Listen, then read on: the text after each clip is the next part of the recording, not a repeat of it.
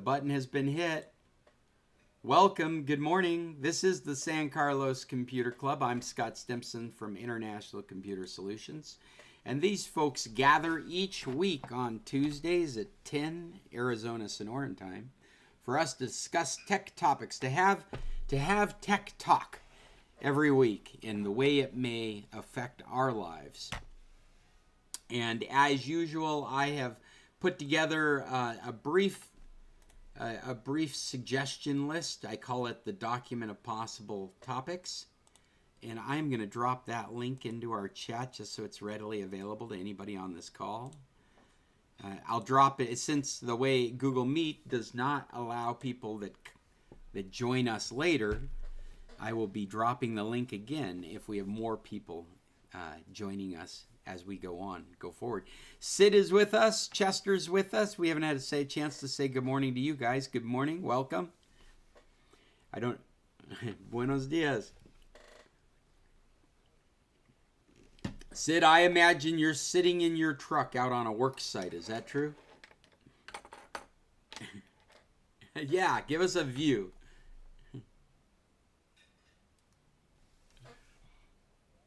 Hold on a second. Oh, that looks like a typical Alaskan view. Really boring, nothing going on. Nobody wants to see that.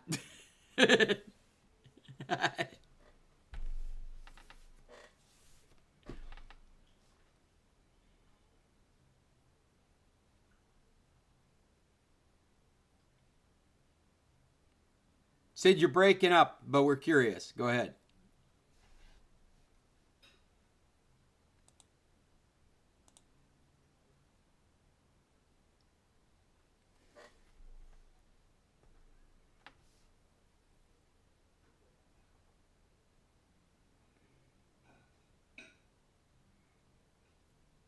Yeah, it kind of reminds me of what they've done with the 100-year floodplain there in San Carlos. They've just kind of forgotten that's the wrong place to build stuff.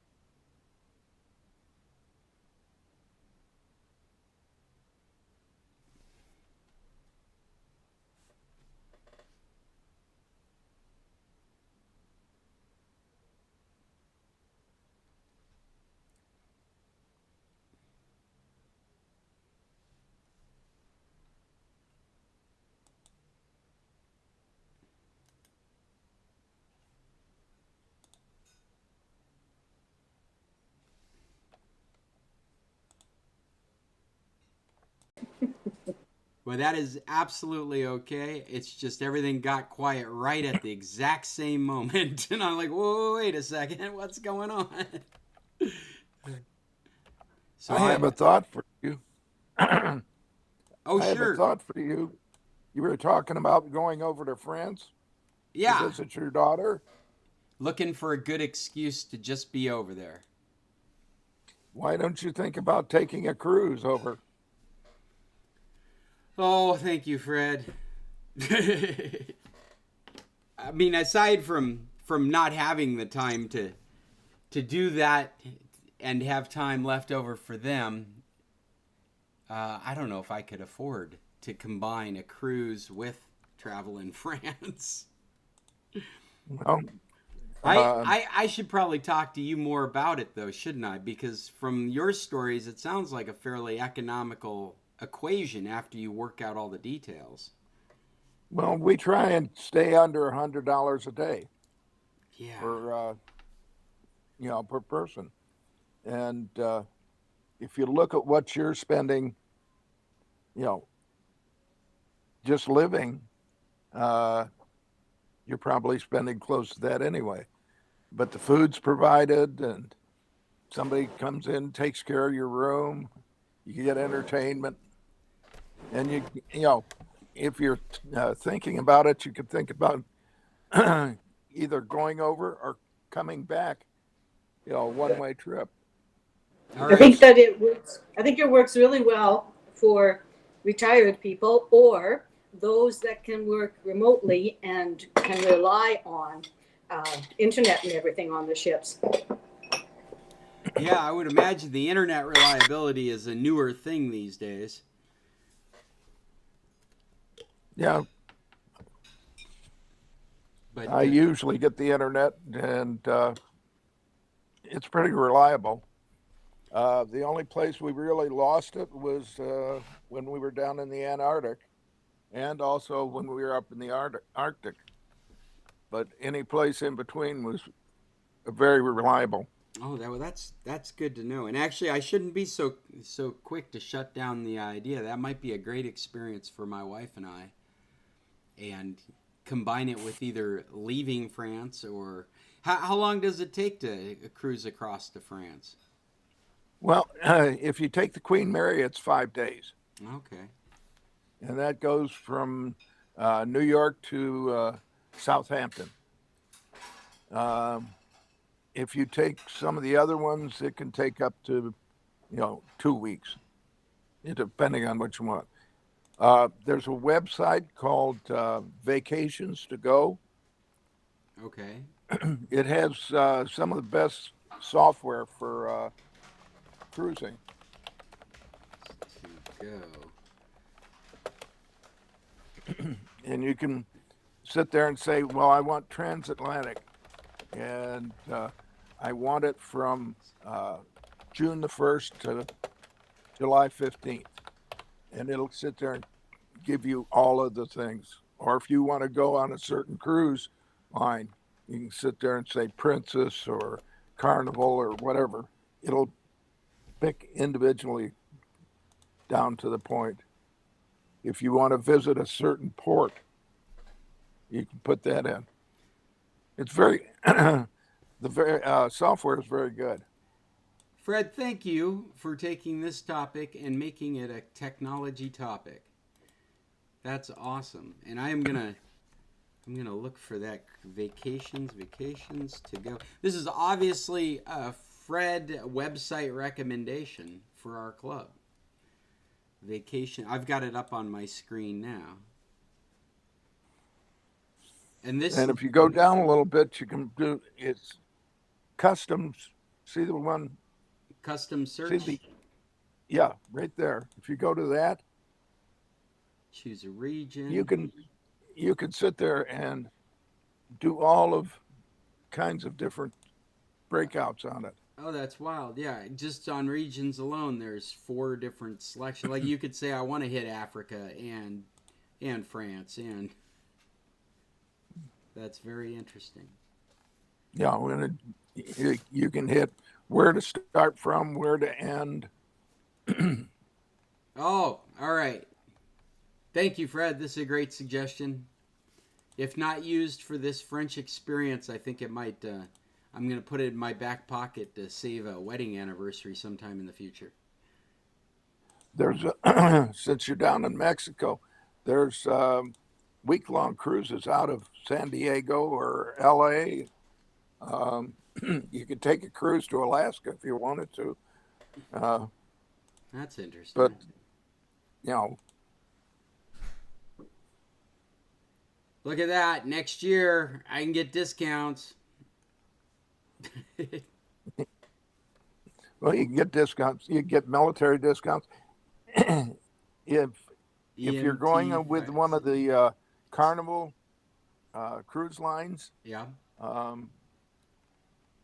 which is about 8 different cruise lines, Princess. I don't remember them all. Yeah, anyway, I saw in your selections here you can choose from any of the cruise lines. Yeah, and anyway, if you're going to go with Star one Wars? of those, I'm sorry, Fred. if you buy 100 shares of stock, you get a onboard credit. Like we get for our cruise going to Hawaii and back, we'll get $250 just because we own stock In the cruise line. in the cruise line. And it's because you own stock, not because you bought stock, but just because you maintain that stock every time you go, you get that discount or those Right. credits. I've been on I've been on 30 cruises, and I get anywhere from $50 to $250 worth of credit. I spent less than $1,000 on a 100 shares, and I still own the 100 shares, and I've probably gotten $6,000 or $7,000 worth of credit. Wow. That sounds Just like a real from, decent dividend. you know, it, that Yeah. that works. Owning And and it's shares in a company. It's not like timeshares. It's like it was market no, shares. Carnival is CCL on the stock market, and I think it's somewhere around $15 a share right now. Norwegian is NCL, and it's somewhere around $17. Royal Caribbean is up around $150 a share. So Fred, is this consistent across the cruise lines? Like you can expect to get discounts if you own a certain amount of shares in whatever cruise line? Is that pretty standard in the industry? Um, yes and no. So you'd be looking for like a specific cruise lines that support this thinking. Well, we do a lot of Princess and Carnival and stuff like that, and we own shares in that. We do Norwegian. We own shares in that. But they're two different, distinct companies. Norwegian is about four different cruise lines, and Carnival is 8 different cruise lines, if I remember correctly. We do MCL, and MCL is owned by a family, and you can't buy shares, so you don't get any credits on that. Yeah, that makes sense. You know, If it's private, if it's not publicly yes, traded. Well, yeah, and that I like that distinction. I mean, like unlike a share, you're just owning market shares. You're not like right, temporary property owners. right. If I want to, I can sell my shares today. Yeah, yeah. No, that's You really know, cool. and I get my money back. That But I sounds cruise enough that I don't want to do that. sure. And the other thing is, if you're ex-military uh, or police or something like that, I get $250 credit on the Hawaiian cruise because I'm ex-military. You know, Yeah, that's very cool. Paul, are you familiar with these discounts? That's pretty cool. The owning stock life hack I had never heard of before, Fred. That's great information. well, if you want some more information sometime, give me a call and I'll be happy to tell you what little I know. I've You put know, a link to the website that Fred was recommending on the document for today. So if you're looking for it, it's up here in our topics, troubleshooting and advice, vacations to go. It looks very promising for good information. I can give you the guy I do business with, and I've been very happy with him. You know, he works around stuff we need done. His name's Sid, and he's at extension 7771. From this vacation to go guy. So Yeah, so he's kind of like a travel agent dedicated that's to. exactly what he is. Okay. I'll sit there and say, I want to go to Australia, uh, but while I'm in Australia, I'd like to take a side trip to Singapore, and he'll sit there and find what I want. Or I'll sit there and call and say, I'm looking at this cruise.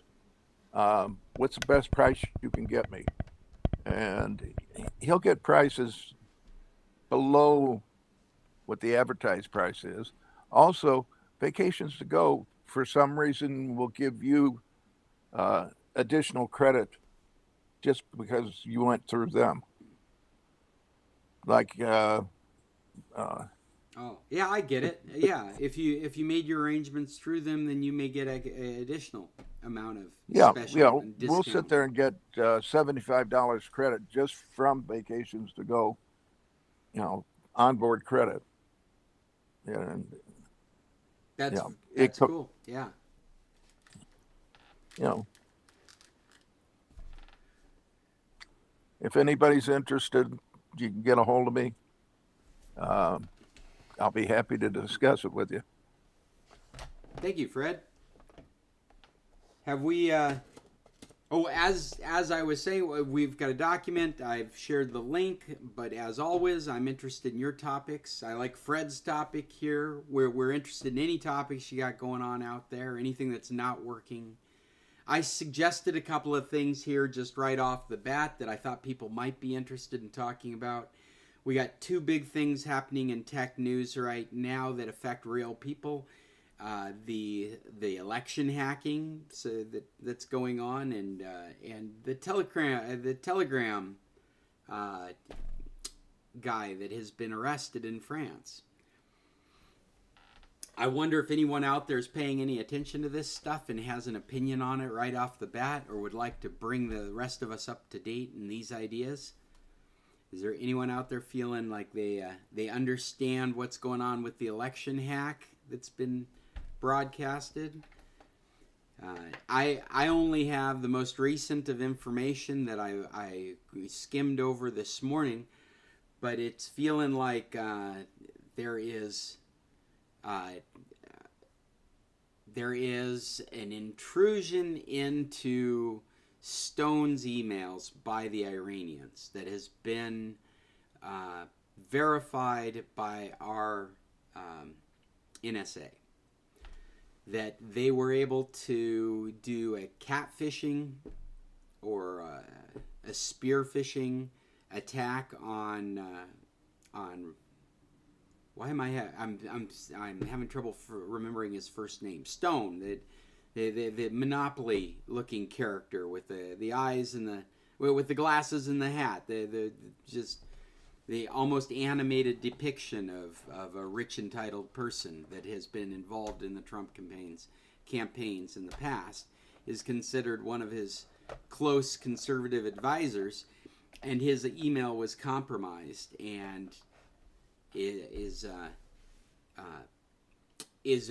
one of the biggest concerns in that respect may not be so much the information that he has access to, which he does have access to information that the Republican campaign would not want to get out into the public, but the fear of behaving as Stone to other constituents. If they have control of his email account, they can purport to be him and make requests and get access to things because of who he is.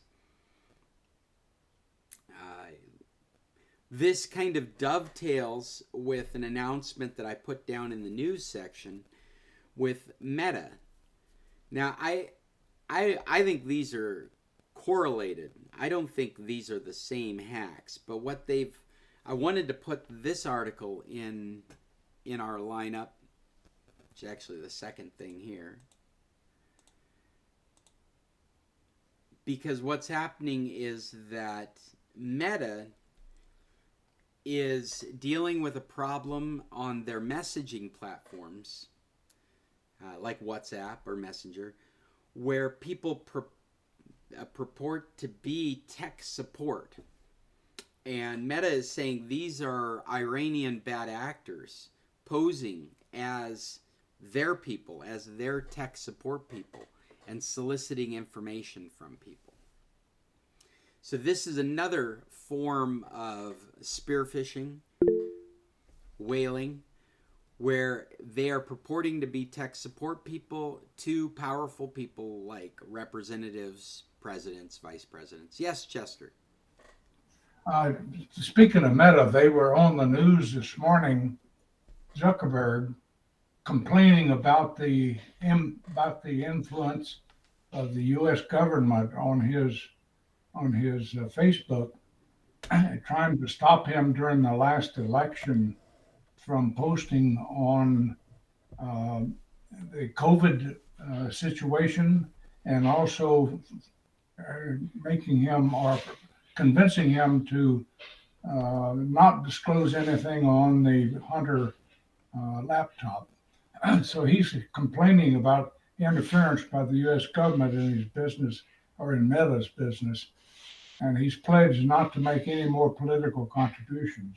I thought it was kind of interesting. Yeah. I actually like that. I like the idea of all of these billionaires committing to not making political contributions to either side. All they're doing is mucking up the works with these ridiculous amounts of money. On both sides. On both sides. Fred, your hand's up. If intentional. Yes, it is. I was going to make a comment. You were talking about Meta having tech support calling people. If they get people that were English speaking, you wouldn't fall for it. You.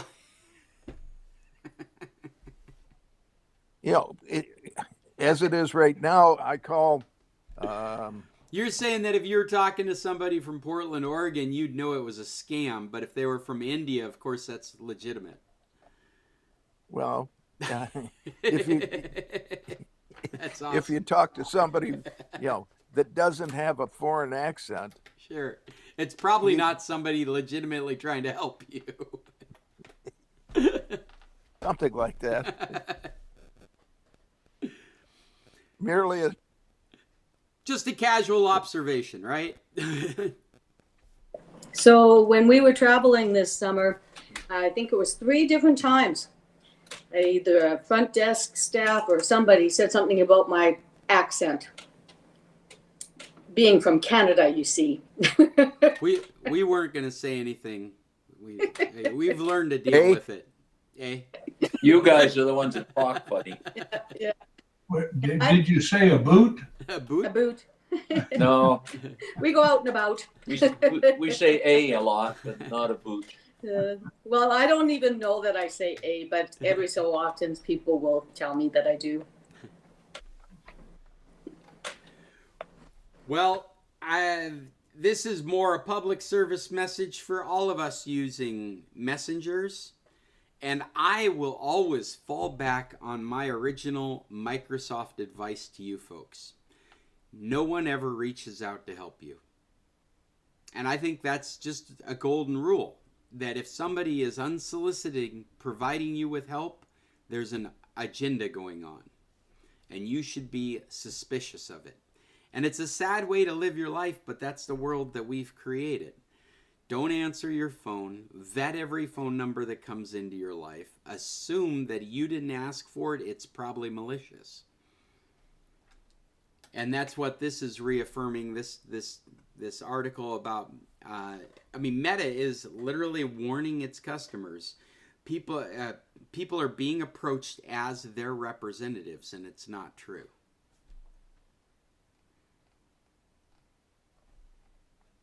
And I'm sure they've made this announcement because not only have they been able to tie it to origins in Iran, but the other story is in the news right now: the hacking of the Trump presidential election.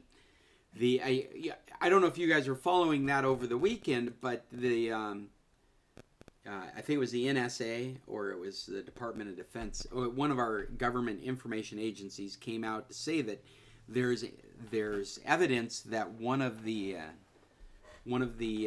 campaigns had been hacked by the Iranians, and then later we found out it was Trump's campaign that's hacked, and then later we found out that it's actually not a very sophisticated hack. It's very similar to the Hillary Clinton email hack. Or that wasn't actually, it was her campaign. Well, it's very similar because it's not Trump's emails. It's Roger Stone's. I just remembered his first name. It's Roger Stone's email that was hacked that compromised their position. In the Hillary Clinton email, and I don't want that to get confused because she's got 2 different email issues in history. It was, what's his name? Anthony Weiner that got hacked. And his emails that ended up going public from her campaign. And in that case, it was the Russians that were blamed for the hacking. Wiener wasn't hacked. He had all of Oh, her Chester, I'm emails sorry, you're on his so computer. quiet. Is that me or you?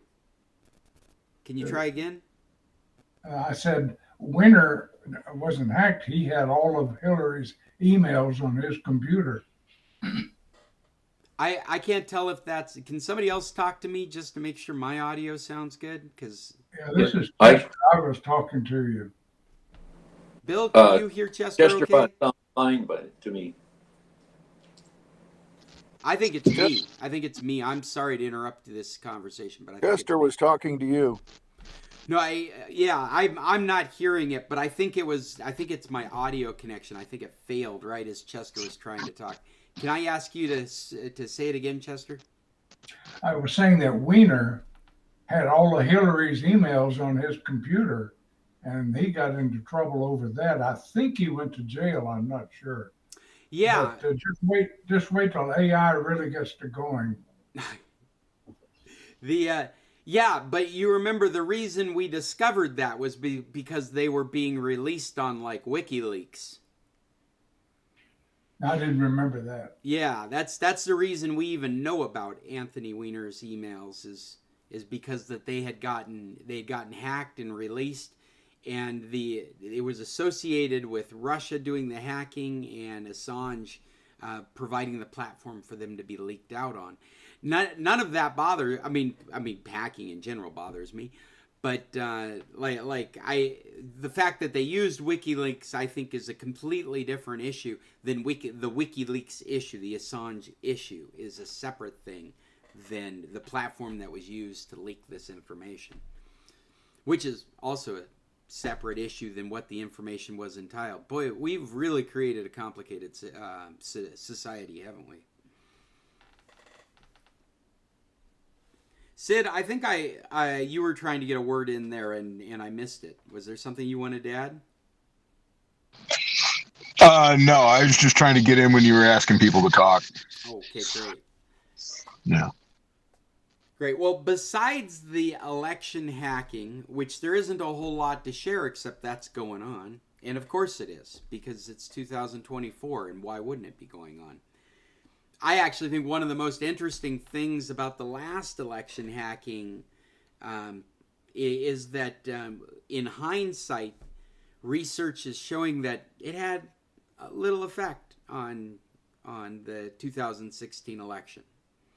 Which is interesting because right after the election, we all so caught off guard by somebody like Trump winning the presidency that it got a lot of blame.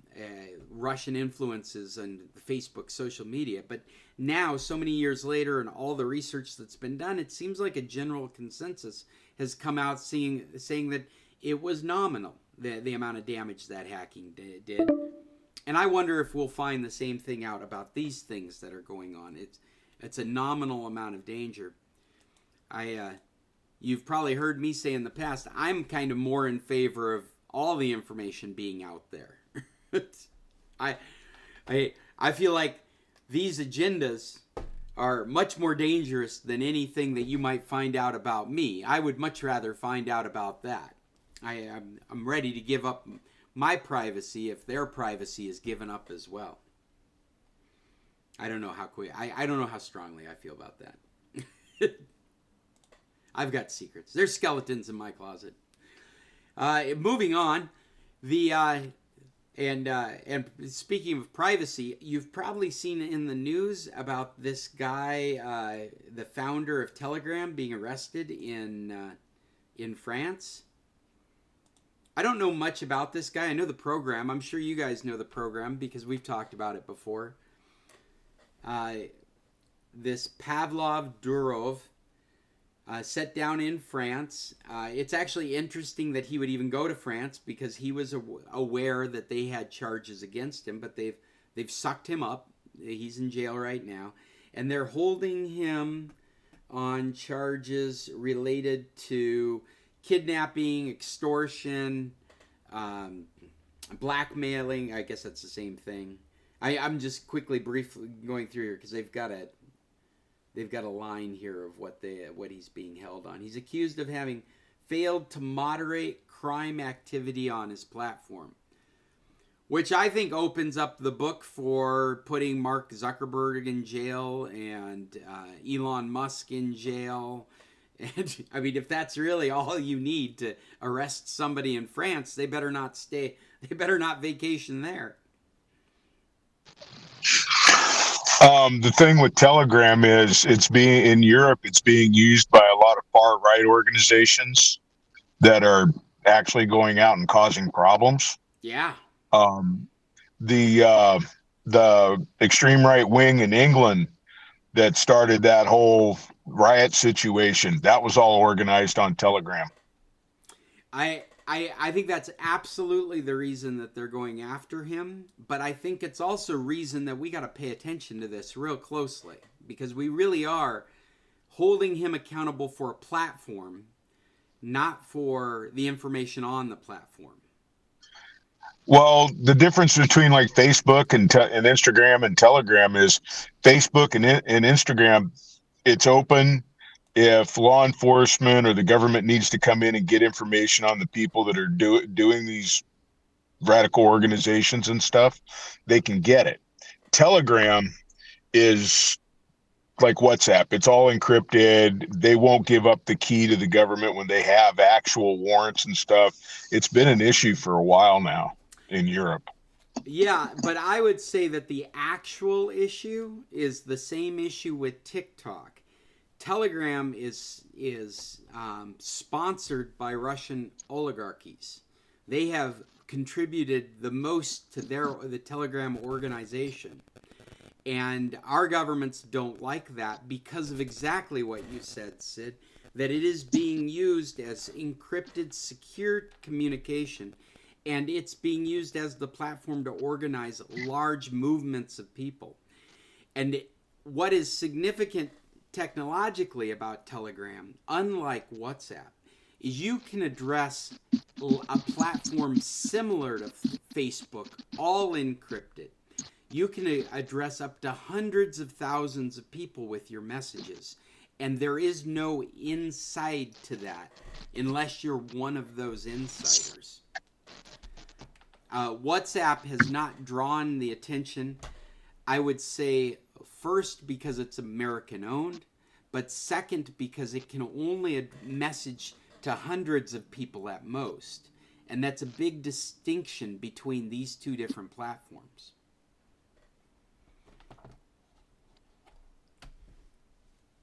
I think there's some real concern here. It's unfortunate it's Telegram and its financial history.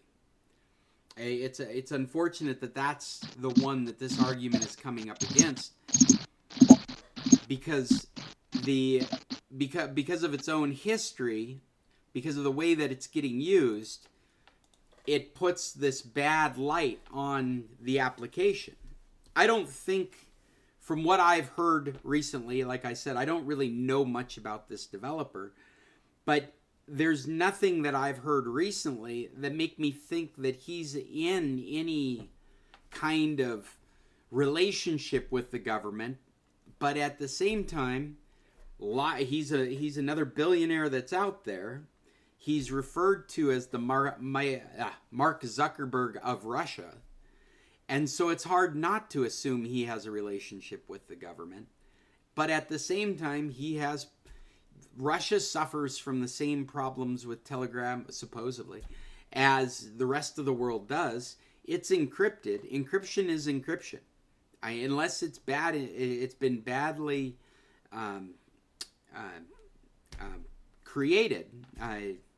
Implemented is the word I was looking for. Unless it's been poorly implemented, it's a solid, secure foundation, which means that other countries could be using Telegram to do secure communications, and Russia has no access to that information.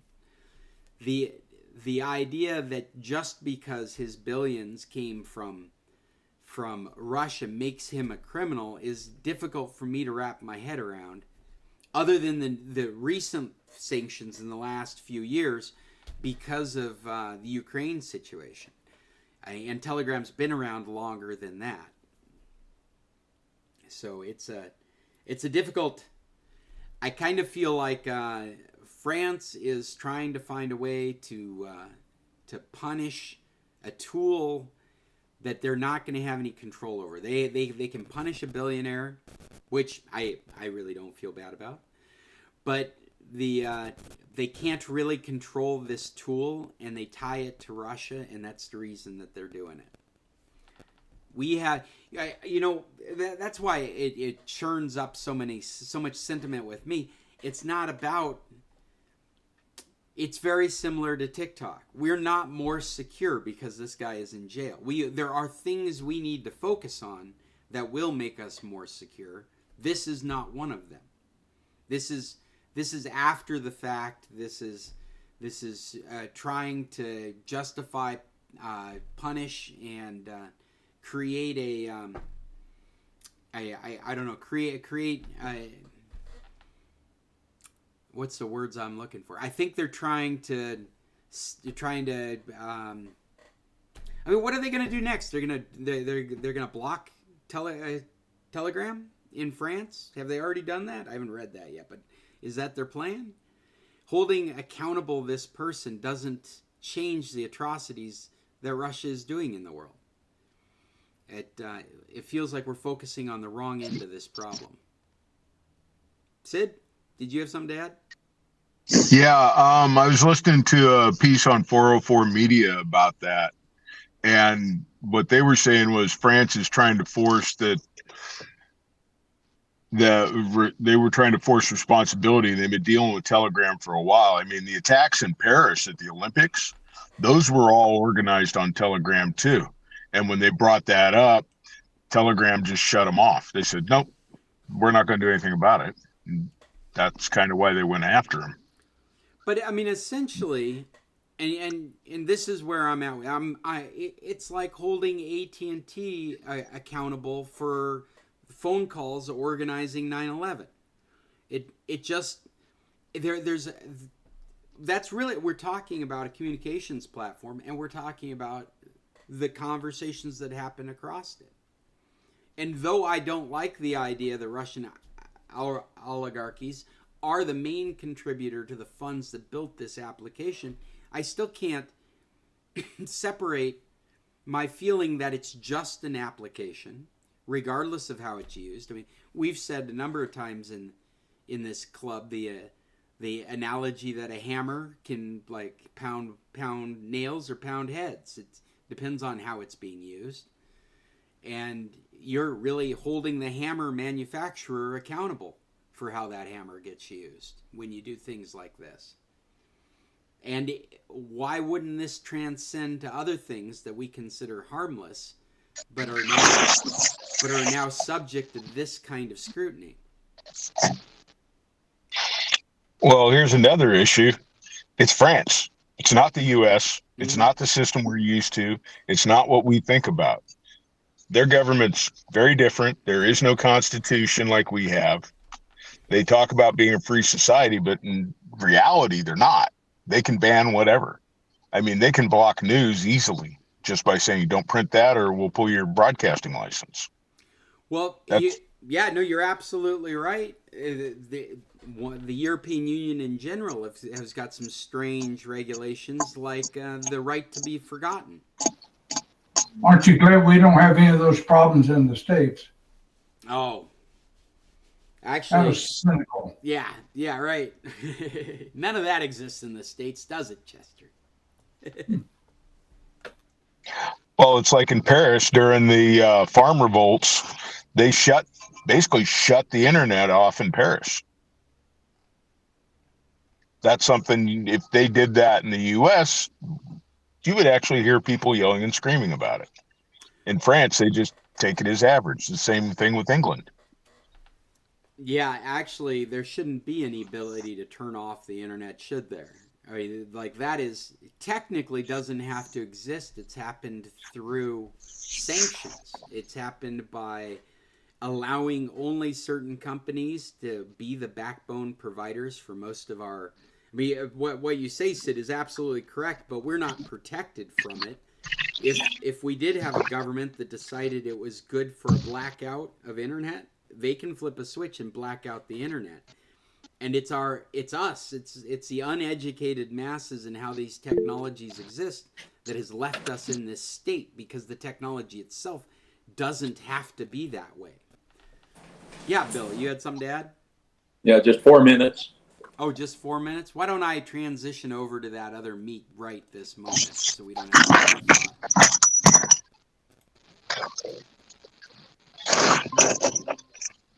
I've got that meat open now.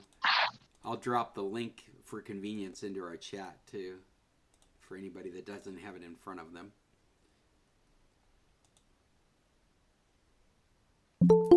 Hey, Paul, take a moment and reboot your computer and see if that'll fix your microphone. All right, well, you don't have to, but you got to get in the other meat.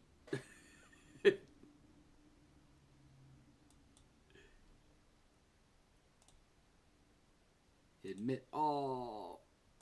All right. Yeah, okay, then you can. Brad, Bill, Chester, Paul. Who are we missing? I think we're missing No, Cunningham's Sid. here. You two are already in there, Fred and Paul, so I'm going to close this We're missing call. Sid. We're just missing Sid.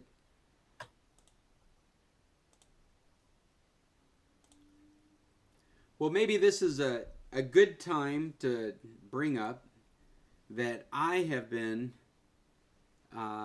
working on my ideas of a digital Bill of Rights, a Bill of Digital Rights. And I don't know if you're looking at our document. In fact, let me put the document link into this chat so it's handy, in case you don't have it up at the moment. But some of the ideas that I've shared with our group here, I've been trying to organize into some kind of, oh, that's interesting. I didn't expect that to come up like that. There we go. Into some kind of cohesion, something that we could endorse and support, that is bipartisan and for the protection of us as individuals in the digital world. And so I've put together what I'm calling the Bill of Digital Rights. I'm consistently updating it as I get better phrasing, and ideas have been flushed out better. I've handed this over to our friend Theo, friend of the club, Theo Chino. He's putting together a platform of ideas for technology and how they interact with us in government. And so this is one of the papers that's going to be out there being commented on. And I really wanted you guys to take a look at these ideas, because you're kind of my canary. When you guys read this kind of stuff, I get a feel for what kind of language makes sense to people, what kind of consistency there is in thought amongst just normal people about the way we deal with technology. And I think that I've got like 9 things here right now that I think if we were to endorse these ideas, we would watch the progression of technology better benefit our societies.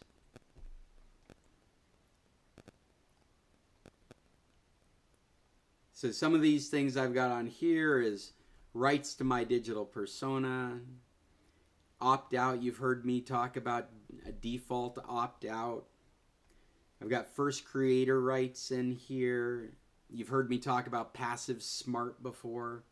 So this is my attempt to bring some of these ideas to some kind of understanding, something that can be studied and shared with politicians. And I think if I've done my job well, I would want the most diehard liberals to look at this and the most diehard conservatives to look at this, because I've tried very hard to make this a bipartisan topic. Right to repair is in here, but a little bit of a different slant on it. And ISP, failure fallback, is my idea for why we should have more than one ISP in any local area, and that any ISP has a responsibility to make deals with competitive or alternative ISPs in the local area so that there's always a backup for those services. So you're never at a system-wide outage, because as we go forward, internet is water, it is electricity, it is air, it is what our society will be as we go forward in the future. And so to have a large outage seems unreasonable. To have 200 plus people without a connection to the internet because your internet provider is I'm just letting sit in.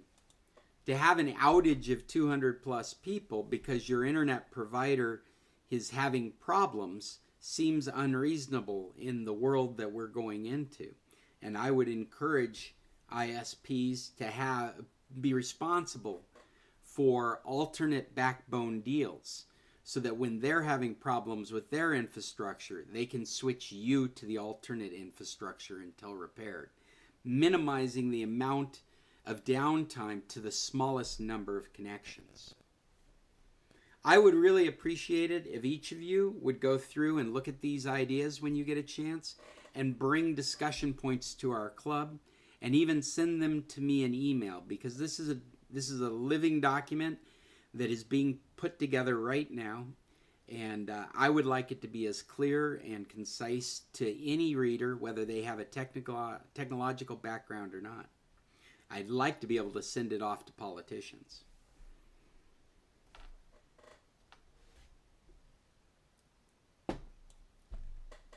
Besides the digital Bill of Rights, I have run out of topics. Does anyone have anything they would like to bring up at this point in our meeting? I've run out of topics quick. It's only 45 minutes in. We'll talk about anything as long as it's tech. Anybody buy any new devices? No? I had an interesting Ring camera experience that maybe you'd find interesting. Bill, did you have something to add? No, I just turned it on so Cheryl could say something. Oh. I said I should buy something in technology because my HP computer laptop, sorry, but I haven't done that yet.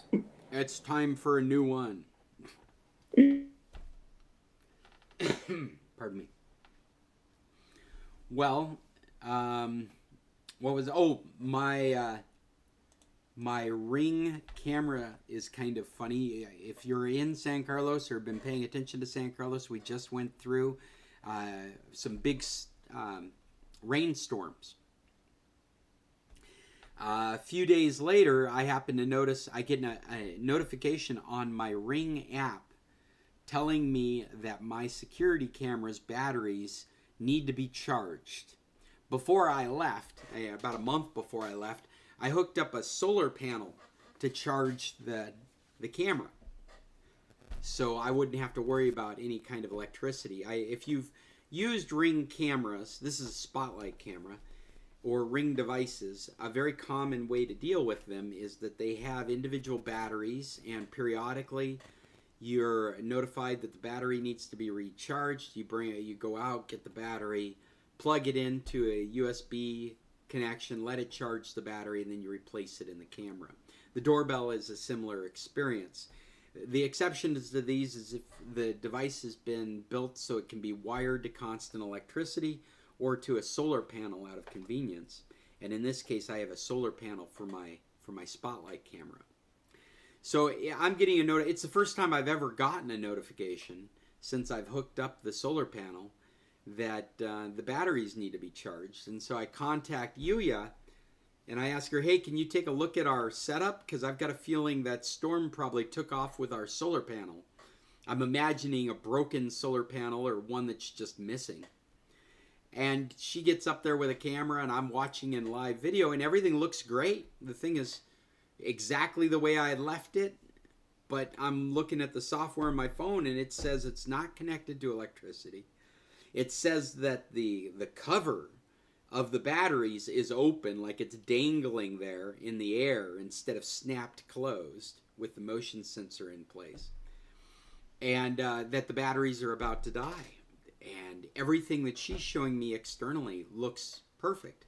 Doesn't look like there's a problem at all. I'm like, oh great, something has broken this camera. And so I'm having her, well, why don't you just unplug the solar panel and plug it back in? Wiggle the cable, let's see if any of that. None of this is making any change. I'm like, okay, you're not going to like this, but why don't you pop off the cover? It says the cover is off. Why don't you she's never done this before. And so my concern is I know this cover. It feels like it's broken when you pop it off. You feel like you might not be able to get it to pop back up. And so I don't like asking my wife to do things like that or just normal people to do stuff like that because I have to explain all that or they feel like they've had an experience where something's broken. But she does it, and as soon as she pops it off, about a cup of water drains out of this camera onto her. It just splashes out of this camera. I'm getting no different reading on the phone, but I'm like, you know what? Why don't we just leave it like that? We'll let it dry out and see what happens. And now it's back in working condition. So, let that be a lesson in Ring cameras. Apparently, they're not as waterproof as I would hope them to be.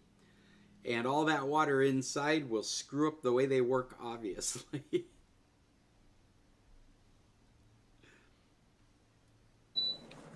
You're sure it didn't say not underwater camera when Right? you bought it? Yeah, well, I'm sure it was a camera that's not intended to get hit with so much rain that it would fill up.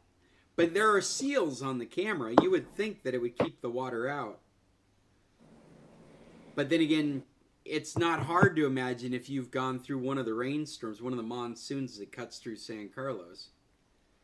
While I'm talking, I thought I would take a moment and just check and see if the status on this camera has changed recently.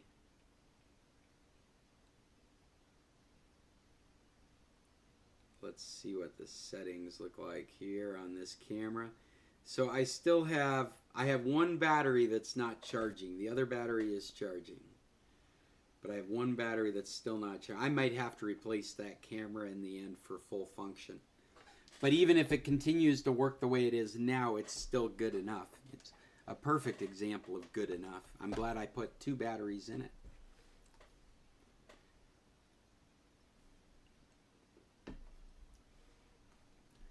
I've got no more topics. Sorry, guys. I'm happy to talk about anything. Adios. All right, Chester. I guess we could do some recommendations. I did just watch a new TV show that I thought was really fun. It's a show called Bad Monkey. I don't even know what it's playing on, actually. Maybe it's a Netflix show. This has got Vince Vaughn in a TV series playing a police detective. And it's that if you've been a fan of Vince Vaughn, what you appreciate is he's got a fairly dry, sarcastic sense of humor, and he brings a lot of that to this show. It's about in its 3rd episode. Yeah, I think the 4th episode's going to be released today.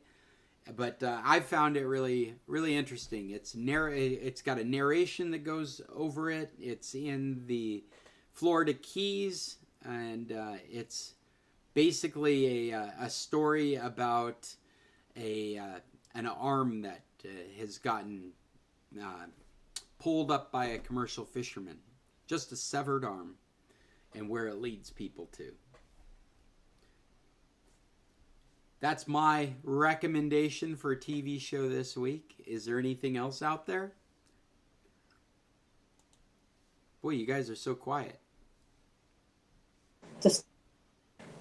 Yeah, I see you put in the document the 3 books that I talked about last week, but it was after everybody had left, so Oh, and I just knocked him out. You know what? I'm going to put him back in there in that.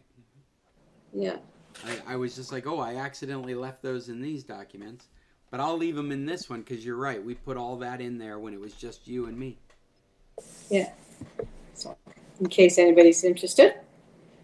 Yeah. When you were talking about your Bill of Rights and everything, I think Judy should make sure she looks at that because I think she could have some opinions on that for sure. And what's this about calling us all normal? Hey, I wasn't calling you normal. I wasn't talking about you. Yeah, Scott, I don't know if you've got a leg to stand on calling somebody else normal. No, what I was the call and I want opinionated people that have strong positions on this stuff to read this document and beat it up for me and let me know, because the idea is clear language that is beneficial to each of us as individuals, that we can point to and say this is what we expect from the way technology moves forward. So Judy be a great one. Chester be a great one. You all are actually great people to look this over and give me opinions on. Well, I got 2 books All I'd like right, to recommend, Sid, especially seeing our political discussion we have right now. I just finished a book called Dark Wire. It's about the Anon encrypted phone hack that the FBI just pulled and drug in thousands of criminals around the world. It's a little dry, but the information that they put out on how they did it and where it came from is fantastic. The incredible true story of the largest sting ever operation ever. The inside story of the largest law enforcement sting operation ever, in which the FBI made its own tech startup to wiretap the world. Shows how cunning both the authorities and the drug traffickers have become, with privacy implications for everyone. In 2018, a powerful app for secure communications called Anom took root among organized crime. They believed Anom allowed them to conduct business in the shadows, except for one thing: it was secretly run by the FBI. This is so totally a true story. Sid, I'm reading this description and realizing I just caught an interview with the dude that did this. Yeah.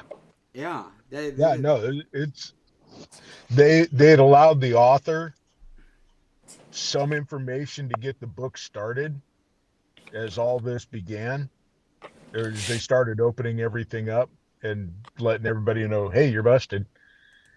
This guy got the book out pretty quick. It was a real interesting read, because they not only go into what the FBI did, they also covered who was selling the phones, how the phones got distributed, how the system worked. And it was really interesting. That's wild. It's kind of like if the FBI made Telegram. Yeah. It's about what they did. Yeah. And Scott, you'll love the tech on how they pulled it off. It really ingenious. Well, sounds like a good one. Yeah. I have another one that I realized I just finished. I listened to it on audiobook. It's called A Long Pedal of the Sea. A Long Pedal of the Sea. And we don't want to forget Sid's got at least one other book, right? Oh, okay. Oh, sorry. Yeah, go ahead. I'm not doing anything. I'm just staring at guys working. Okay. This one's by Elizabeth. That's not like in a Village People sort of way, is it? No. I'm just watching men at work. Which is funny because I can't go check their work. I don't have a harness to climb up into the giant pipe that they're working in. All right, so one of you guys go first. Who's recommending the next book? Well, I'll do this because I have to take off. Okay. A Long Pedal of the Sea. A Long. It's by Isabel Allente. Isabel Spell pedal. Allende.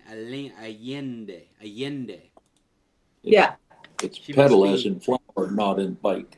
that one. And it's a story about Chile, but it's actually the Spanish civil wars and the Basque people that ended up in Chile, and a little bit of a love story, but not as much as some, which is I like. It's more historical things I didn't know about that were going on, and very interesting.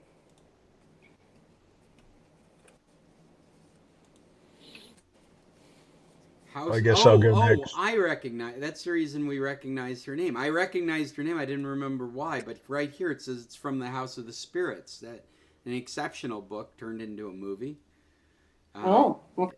Yeah, I don't know if you've seen that. The movie's great. Very strange, but it's all in that same time period in Spain. In the late 1930s, civil war grips Spain when General Franco and his fascists succeed in overthrowing the government. Hundreds of thousands are forced to flee in a treacherous journey over the mountains to the French border. Yeah, but then. Don't wreck it. Well, I don't want to spoil it. It looks like they've spoiled it with the description here. they say the long pedal of the sea is Chile, basically the shape of Chile, South America. So it starts in Spain, but ends up in South Chile. America. Okay. And Venezuela, and yeah. Very cool. All right. Yeah. And Sydney, you had one more or two more? Yeah. Yeah. One more. The book is called Active Measures: The Secret History of Disinformation and Political Warfare. I think I told you about this one before. You're out of here. But for the information in the book and how it all works, it still came out in 2020. Okay. And the information's still relevant today on how this kind of stuff works. We live in the age of disinformation, of organized deception. Spy agencies pour vast resources into hacking, leaking, and foreign data, often with the goal of weakening the very foundation of liberal democracy. Trust in facts. Thomas Rid, a renowned expert on technology and national security, was one of the first to sound the alarm. More than 4 months before the 2016 election, he warned that Russian military intelligence was carefully planning and timing a high-stakes political campaign to disrupt the democratic process. But as crafty as such so-called active measures have become, they are not new. The story of modern disinformation begins with the post-Russian revolution clash between communism and capitalism, which would come to define the Cold War. I'm not going to read the rest of this, but you get the gists from that synopsis. Sounds like a good read, Sid. Oh, yeah, no, it was great. I'm going to stick that right here. I got Sid's recommendations on top of the book list. Whoop, did that wrong. And I've got Cheryl's afterwards. Damn it, why can't you paste that name in there for me and make it easy, please? There we go. And we will link to the Goodreads in case you're looking for a synopsis on any of those. We keep a Goodreads book list. Maybe we don't mention it enough, but when I add it to our Goodreads account, then there is a publicly available list of Computer Club books. If I remember the address correctly, it's books.scclub.org. Take you directly to our Goodreads book list our book list. Yeah, there we go. And where are the new ones that I just put on there? Oh, wait, maybe this is cached in my browser. Let me try refreshing that.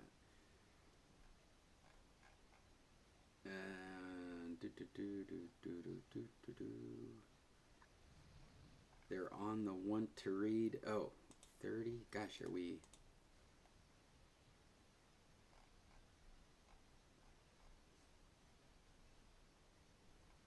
Interesting. I still need to go back to this. These are on the want to read list at the moment, but they're supposed to be in the general list. And I have not figured out. So if you go to the Goodreads list, look for the want to read for these latest ones, because I have forgotten how to get them on the main list, and I will sort it out eventually. But they are there.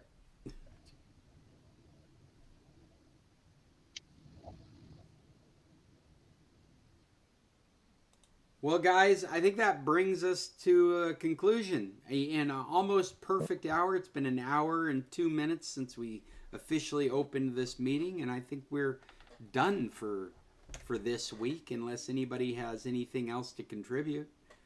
Forever hold your silence, or at least until next week.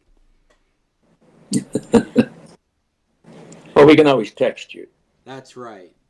And please do. I'm very serious about the Bill of Rights. This is the first time I've had a chance to really sit down and write these ideas down, and I want them to sound intelligent before we start handing them out to people. All right, we're out of here. Tech on. All right, guys. Until next Tuesday. Talk Tech All on right. Tuesday. Tech on.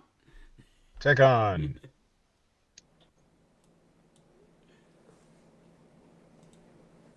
I'm still here. You are. I can't hit the button. I'm hitting the button. Bye, Bill. All right, that's it. We did it again. That was Tuesday's meeting. Tuesday the 27th. And I am serious about that Bill of Digital Rights. It's an idea that I've played with for years. I've had a number of the concepts, probably more than half the concepts on the list, are things that I've been talking about for 6 years maybe. They are coming to fruition as reasonable ideas that can be proposed as we move forward. As technology advances in our society, these are the kinds of protections that we should derive for us as individuals. So please take a look at it if you get a chance. Until next Tuesday, everyone, tech on.